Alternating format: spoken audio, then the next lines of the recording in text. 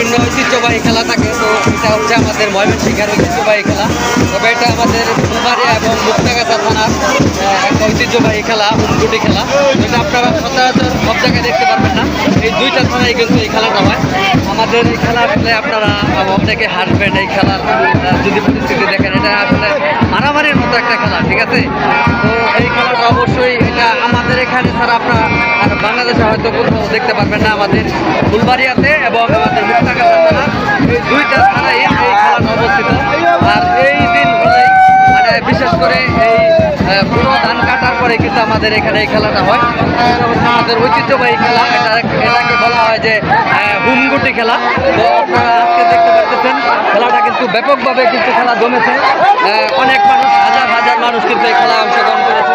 কিন্তু এটা কিন্তু শক্তির খেলা, এটা শক্তি দিয়ে খেলতে হয়। এটা শক্তি দিয়ে যেই দিকে নিতে পারে